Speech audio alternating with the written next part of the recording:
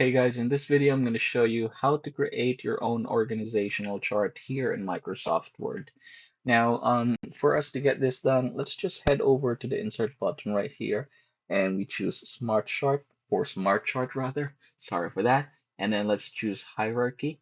And there you go. So here is how it is going to work. So there are different hierarchies here to choose from. If you want to choose the most basic one, you can just go ahead and click this one right here and then hit OK. And I'm going to show you how to get this done. So say, for example, this is the hierarchy. Let's go ahead and start from the top. Let's go ahead and type here, say, for example, CEO.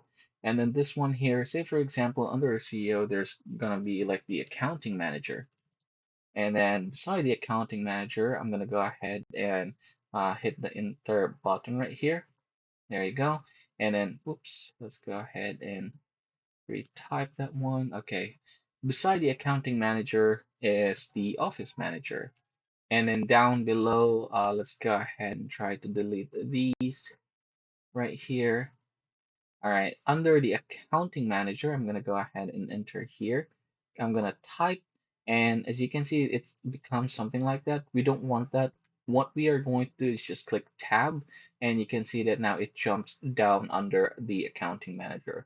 So under the accounting manager, there is a senior accountant, and then let's just go ahead and make some adjustment here. And then under the senior accountant, I'm going to go ahead and click enter right here. Oops, here rather. Under him is going to be a staff accountant or beside him.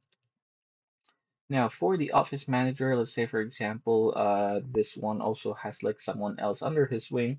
I'm going to hit enter. And let's say, for example, I'm going to go ahead, type here social media manager, and so on.